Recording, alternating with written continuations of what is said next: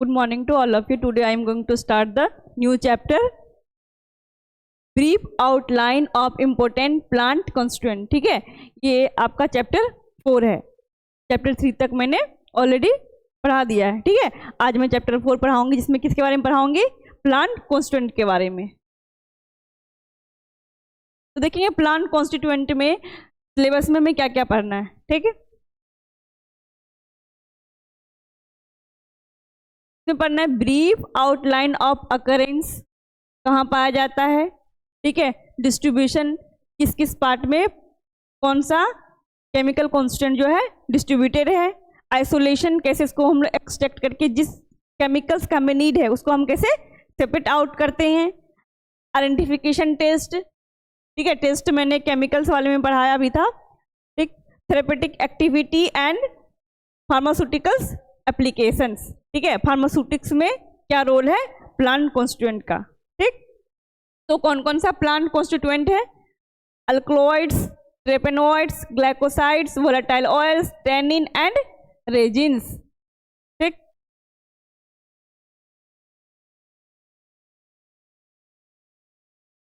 अब सबसे पहले इंट्रोडक्शन की बात करेंगे, प्लांट कॉन्स्टिट्यूएंट का इंट्रोडक्शन. ठीक है, तो ये प्लांट कॉन्स्टिट्यूएंट जो है वो हम लोग बायोमार्कर कंपाउंड भी बोलते हैं, फाइटोकेमिकल्स भी बोलते हैं.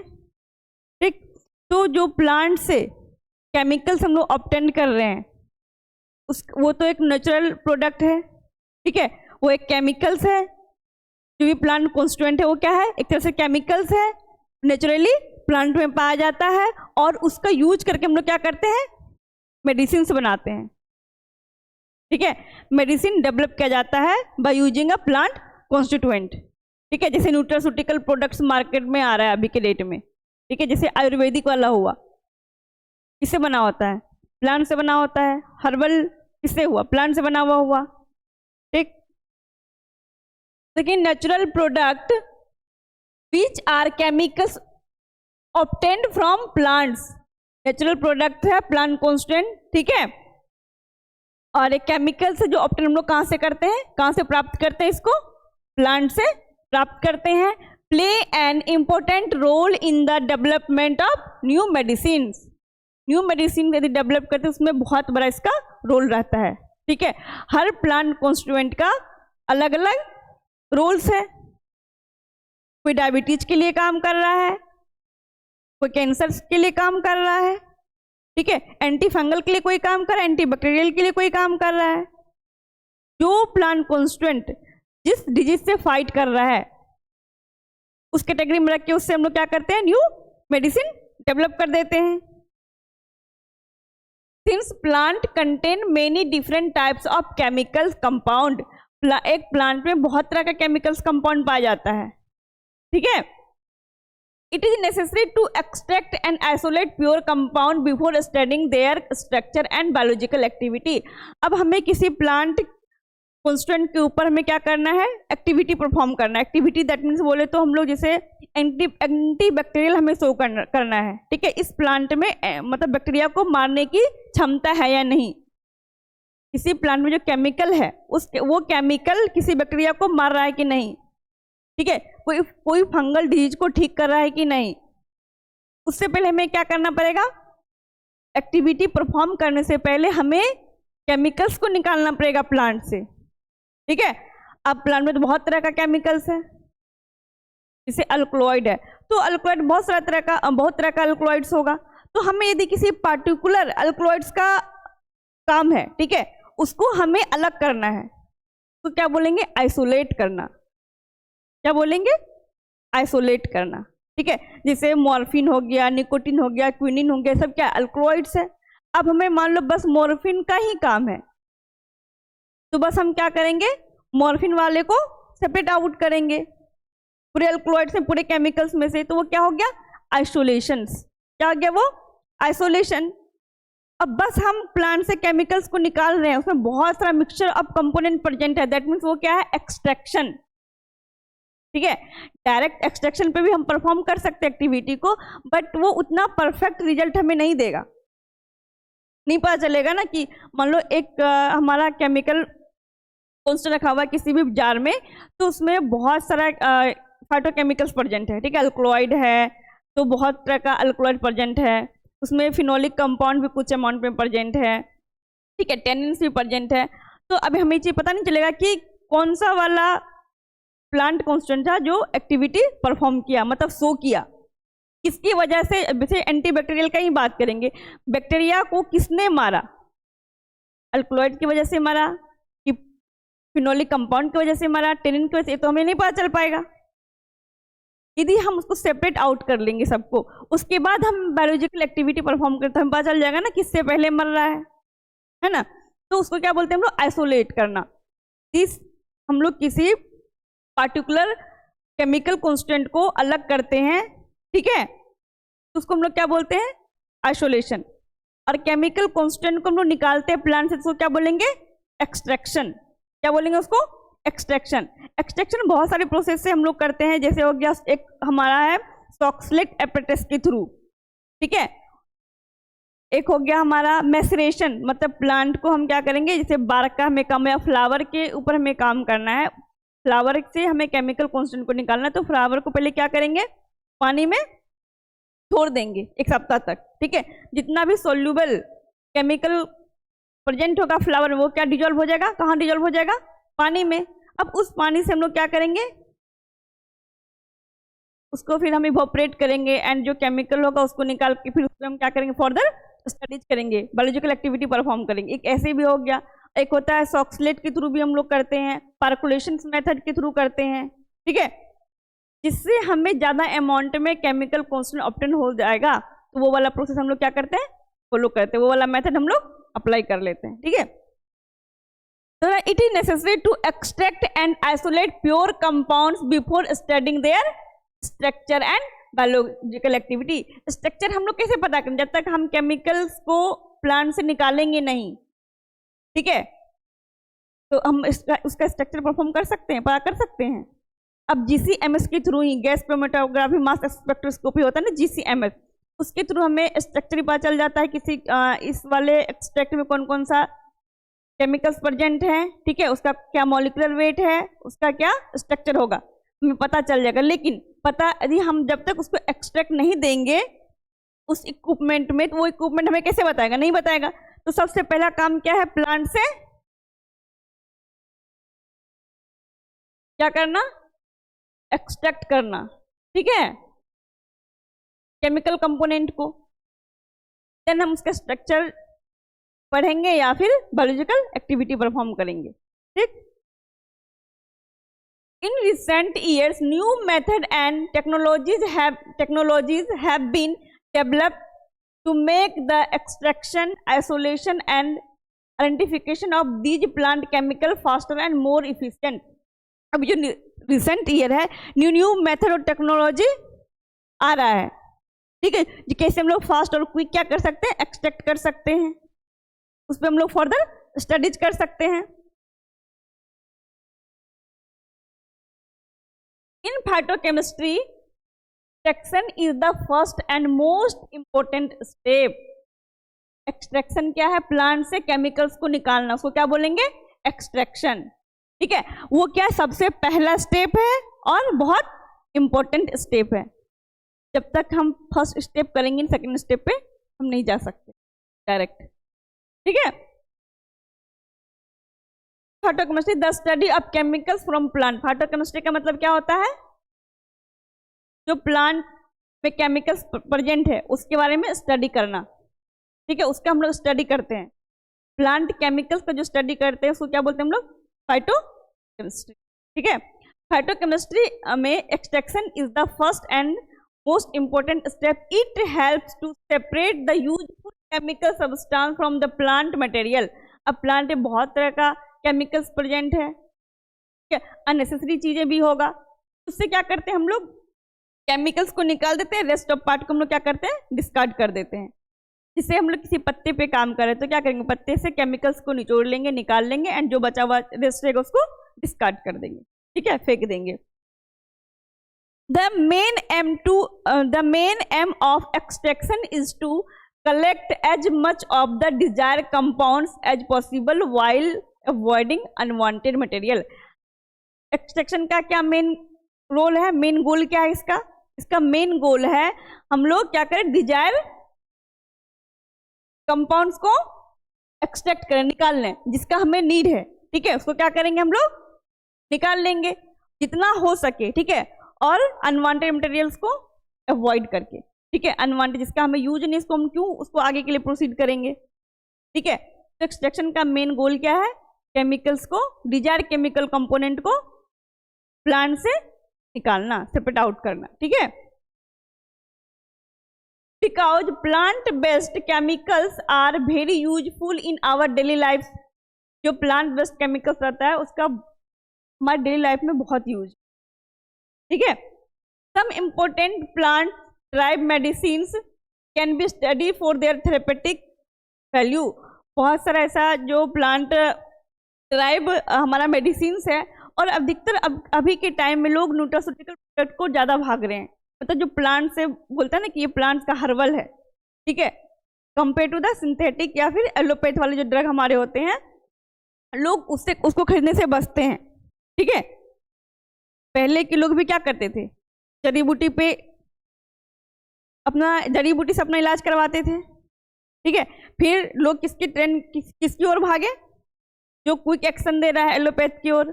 फिर से लोग अब क्या आ रहा है मार्केट में, आयुर्वेदिक पे जा, लेकिन आयुर्वेदिक अब क्या हो गया, एडवांस फॉर्म बनाते जा रहा है उसका, ठीक है। जितना भी जड़ी बूटी था उसको न्यूट्रास्यूटिकल प्रोडक्ट में कन्वर्ट कर रहा है।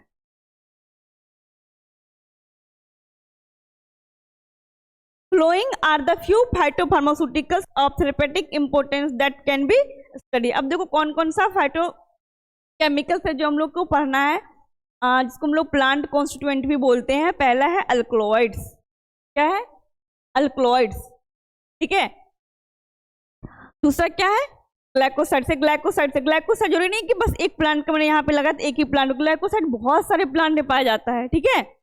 तो जैसे एलोवेरा में क्या पाया जाता है, मोस्टली ग्लाइकोसाइड पाया जाता है। तो यदि हमें ग्लाइको में पता रहेगा कि ये वाला एक्टिविटी ग्लाइकोसाइड शो करता है, तो हम लोग कहाँ जाएंगे, एलोवेरा के प्लांट के पास जाएंगे, एलोवेरा से हम लोग क्या करेंगे, एक्सट्रैक्ट कर लेंगे, है ना, प्लांट कॉन्स्टिट्यूएंट को।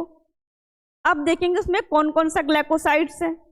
अब हमें किस ग्लाइकोसाइड्स का काम है, ठीक है। जैसे ये हमारा है, क्या है ये, अफीम, हाँ, ये देखो यहाँ पे है टर्पनोइड्स, ठीक है। टर्पनोइड्स ग्लाइकोसाइड्स के बाद क्या है, टर्पनोइड्स। टर्पनोइड्स में कहाँ पाया जाएगा, टर्पनोइड्स का हमें काम रहेगा तो ये पिल्स में, जो ऑरेंज का पिल्स है छिलका होता है ना, उसमें पाया जाता है, ठीक है। ये टर्पनोइड का हमें काम है, ठीक है। वो हमें पता है कि ये वाला डिजीज टर्पनोइड से सही होता है, तो हम लोग क्या करेंगे, उसके पिल्स को इकट्ठा करेंगे, उसको ड्राई करेंगे, देन उसको क्या करेंगे हम लोग, केमिकल कॉन्स्टेंट को उससे एक्सट्रैक्ट करेंगे, ठीक है। अब वोलेटाइल ऑयल है, ठीक है। वोलेटाइल ऑयल का किसे मिल जाएगा, हमें क्लोव से मिल जाएगा। टैनिन से मिलेगा, आंवला से, रेजिन्स, ठीक है। बहुत सारे प्लांट में देखते होंगे गम लाइक सबस्टांस उससे क्या होता है, एक्सक्रीट करता है, ठीक है, सिक्रेशन होता है उसका, तो वो क्या होता है, रेजिन्स। उसको क्या बोलते हैं हम लोग, रेजिन्स बोलते हैं, ठीक। तो हमने देख लिया प्लांट कांस्टेंट जो मेजर कौन कौन सा पढ़ना है इसमें, alkaloid, glycoside, terpenoids, volatile oil, tannin and resins.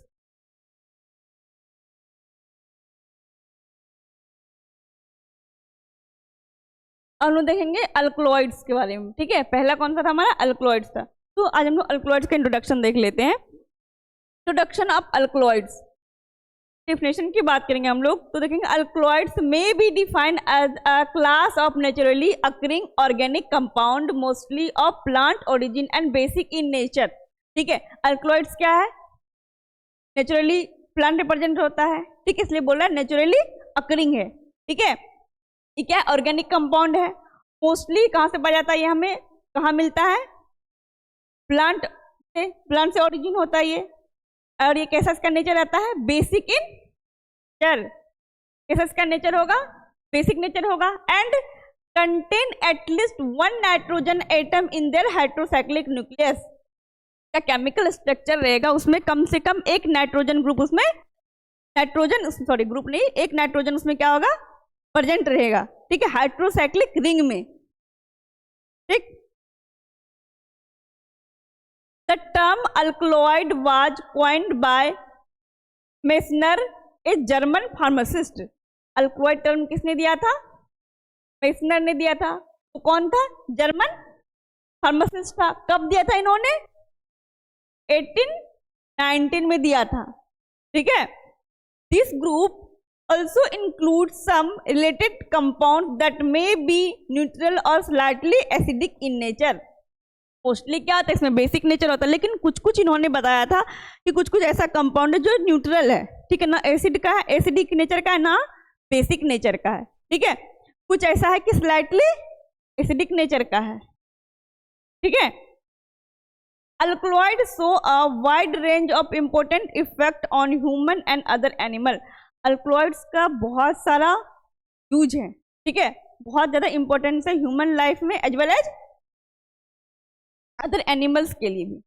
ठीक, common example of includes morphine, strychnine, quinine, ephedrine and nicotine. ये सब क्या है, अल्कलॉइड्स है। क्या है ये, अल्कलॉइड्स है। ठीक है,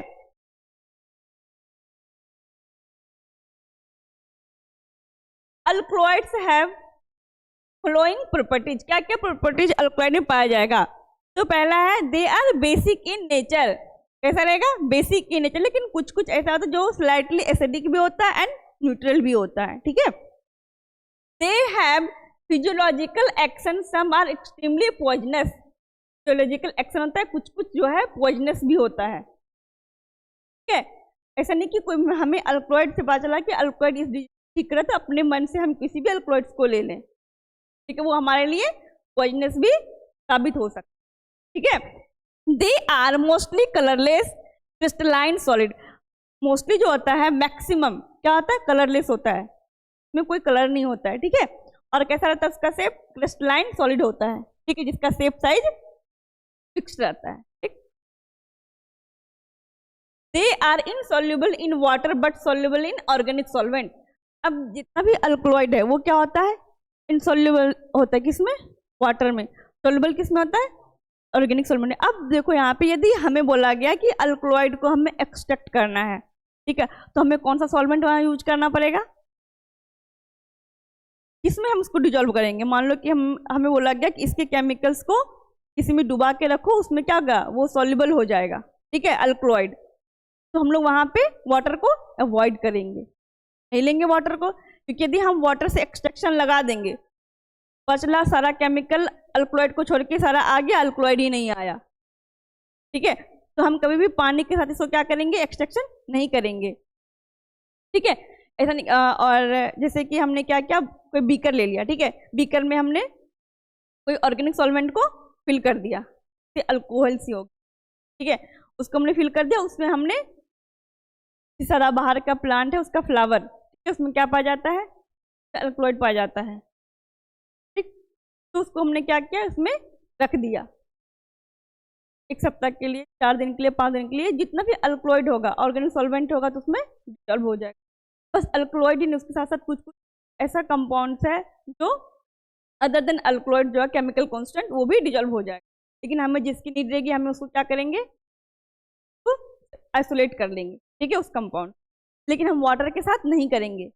ठीक है, जो सॉल्वेंट, जो भी केमिकल कॉन्स्टेंट वाटर में सॉल्युबल होगा, उसी को हम वाटर के थ्रू एक्सट्रैक्ट करेंगे, निकालेंगे। ठीक है, alkaloids react with acids as a consequence they form water soluble salt. वो क्या करता है, अल्कलॉइड रिएक्ट करता है एसिड के साथ, और वो क्या फॉर्म करता है, वाटर सॉल्युबल सॉल्ट को फॉर्म करता है। Alkaloids are optically active compound. से कैसा आता है, optically active compound. So that means कि पीपीएल लाइट जो होता है उससे क्या करता है, पास करता है, ये रोटेट करता है। ठीक है, ये मैंने लास्ट क्लास में पढ़ाया भी था ऑप्टिकल एक्टिव के बारे में। ठीक है, ऑप्टिकली एक्टिव कंपाउंड किसको बोलेंगे। ठीक, तो ऑप्टिकल रोटेशन परफॉर्म कर रहा है, उसको बोलते, शो कर रहा है, उसको हम लोग ऑप्टिकली एक्टिव कंपाउंड्स बोलते हैं। ठीक है, कुछ इसमें एक्सेप्शन भी होता है। सम अल्कलॉइड्स आर एमोर्फस गम, ठीक है। कुछ जैसे यहाँ पे था क्रिस्टलाइन, क्रिस्टलाइन और एमोर्फस दो वर्ड्स होता है, जो दो हमारा टाइप्स है, ठीक है। सॉलिड्स का क्रिस्टलाइन में क्या होता है, शेप साइज उसका फिक्स होता है, ठीक है।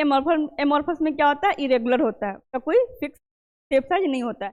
तो हमने तो यहाँ बता दिया कि ये क्या होता है, कलरलेस एंड क्रिस्टलाइन होता है। लेकिन कुछ कुछ इसका एक्सेप्शन जो है, जैसे गम्स हो गया, ठीक है, वो कैसा होगा, एमोर्फस इन नेचर का होगा, ठीक। while other are liquid and volatile in nature like a quinine, sparteine, nicotine, ये सब कैसा होता है, लिक्विड एंड वोलेटाइल नेचर का। जरूरी नहीं कि सारा सॉलिड ही हो, ठीक है। क्रिस्टलाइन सॉलिड था ना। एमोर्फस मतलब क्या होता है, इरेगुलर। गम, अब कोई भी लिक्विड उससे लिक्विड या सेमी सॉलिड टाइप का जो हमारे प्लांट से निकलता है, ठीक है, रिलीज होता है, तो उसका कोई शेप साइज होता है, गम का नहीं होता है, तो किस कैटेगरी में रखा गया, एमोर्फस में, ठीक है। Some alkaloids are coloured in nature, अभी तो हमने पढ़ाया यहाँ पे कलरलेस होता है, लेकिन कुछ कुछ एक्सेप्शन है ये। तो कुछ कुछ कैसा होगा, कलरफुल भी होगा, कलर नेचर का होगा। जैसे है पेटानिडीन इज रेड कलर होगा, बर्बेरिन येलो कलर का होगा, ठीक है। Salt of sanguinarine are copper red in colour, ठीक है। ये सेंग्विनेरिन जो किस कलर का होगा, कॉपर रेड कलर का होगा, ठीक। सम अल्कलॉइड्स आर ऑप्टिकली इनएक्टिव, अभी हमने पढ़ाया ऑप्टिकली एक्टिव होता है, ऑप्टिकली एक्टिव होता है, लेकिन कुछ ऑप्टिकली इनएक्टिव भी होता है, ठीक है। जैसे क्या हो गया, पेपरवेरिन एंड एट्रोपिन, ये अल्कलॉइड्स का नाम है ये सब, ठीक है। अब हम लोग नेक्स्ट क्लास में करेंगे आइसोलेशन, तो कैसे कैसे हम लोग चेक करते हैं, चेक करने के बाद कैसे हम उसको सेपरेट आउट करते हैं पूरे अल्कलॉइड, ठीक है, या पूरे प्लांट कौन जो भी रहेगा उससे हम लोग क्या करेंगे, इसको बस अल्कलॉइड क्या में नहीं रहे तो अल्कलॉइड को अलग करेंगे,